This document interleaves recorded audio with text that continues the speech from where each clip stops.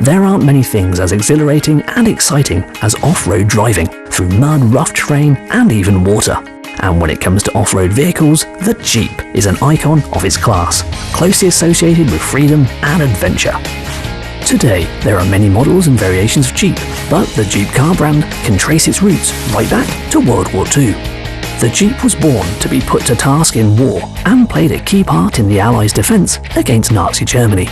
As the reality that the United States would soon be joining the fight in Europe hit home, the US Army requested that vehicle manufacturers provided working prototypes for a four-wheel drive reconnaissance car that could survive the rigors of warfare. It was the car company American Bantam that rose to the challenge, with Detroit-born freelance designer Carl Probst producing blueprints for the vehicle in just 2 days, and he and his team had the hand-built prototype built in less than 2 months. The prototype was named the Bantam Reconnaissance Car, and with this, the long history of the Jeep had begun. To produce the huge number of these new vehicles that were required for the US war effort, the Army also recruited car companies Willis and Ford. They were asked to produce similar vehicles based on the prototype. This resulted in 3 new reconnaissance cars ready for battle. Each company produced their own version of the Willis design. 1,500 of each model were built and tested extensively before being sent off to every service of the US military. These sturdy, reliable vehicles were put to use for all manner of purposes, from cable laying, firefighting, field ambulances, and some were even adapted to run on railway tracks. Nearly 30% of all Jeeps were also supplied to Great Britain and the Soviet Red Army, making them a very familiar sight across Europe during World War II.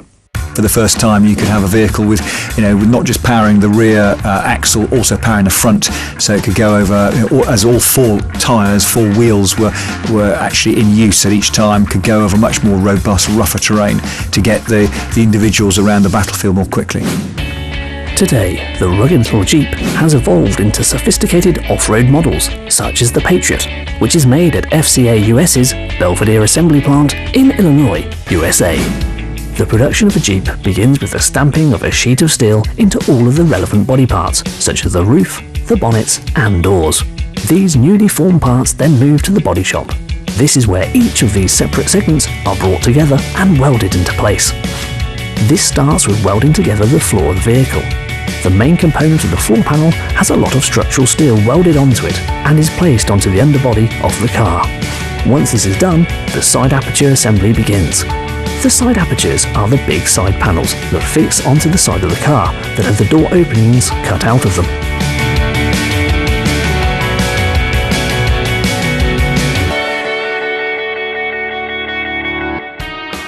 Once this structure has been built in what is known as the framer, the roof of the vehicle is added.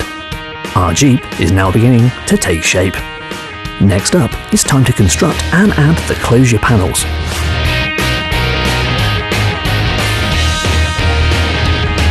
Closure panels for us are the doors, the hoods, the liftgate, things like the fenders, things like that. The welding is all done almost 100% by robots, so there's I'm going to say about over 4,000 welds per vehicle. In the Patriot body shop, there's about 800 robots that are used in order to build a Patriot. Some of the closure panels that we put on, the lift gates and things like that, are done by robots as well. And that's all done for precision and for quality, so that take any of the human variation out of it. These closure panels, such as the hood or bonnet of the car and the doors, come in 2 separate panels, the inner and outer. The inner panel is a reinforced structure that gives the Jeep its sturdiness. These 2 panels are welded together by the many robots and also go through a hemming process that seals them before being added.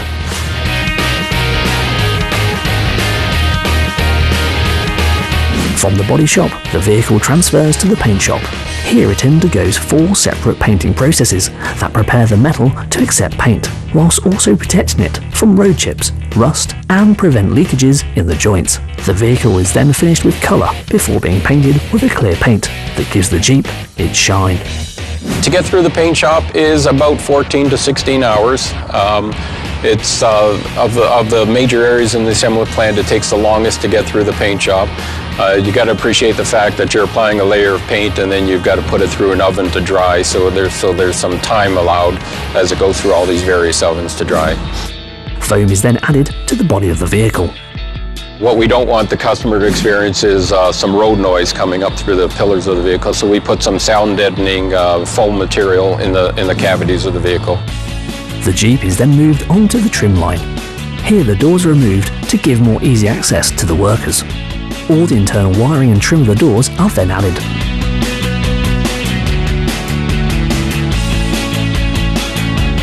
We can't forget the addition of the all-important and world-famous Jeep logo. This is fitted with expert precision by the workers with the help of their trusty aligning tools that guide the badges into place. The vehicle moves down the line to have the roof trim fitted, containing all the relevant wires, fixtures and fittings. It is at this point that the specially designed and aptly named Happy Seat is used by the workers. Well, it was a little bit before my time, but how did the name Happy Seat come up? Once we installed it, operators were a lot happier. This seat allows the worker to effortlessly maneuver around the vehicle in an ergonomically advantageous position to best work on the roof trim. The dashboard unit is then fitted.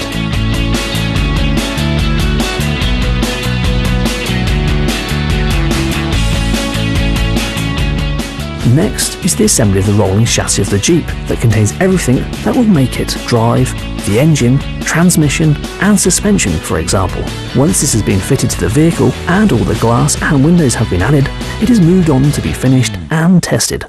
Seats go in, carpeting goes in, the steering wheel goes in, some of the front and rear bumpers go in, things like that. And then the very, very last part of the assembly is we do a myriad of checks. So we'll hook up computers to the vehicle and do all the electrical checks. We'll make sure that everything's functional. And then from there we take it and we actually put the vehicle on some metal rollers, and we're able to take that vehicle up to 60, 70 miles per hour, check that everything's functioning, the brakes work, the cruise control work, things like that. Once the Jeep has passed all tests, it is cleaned, polished and sent out to the customer, ready for another adventure. The Jeep, truly a wicked invention.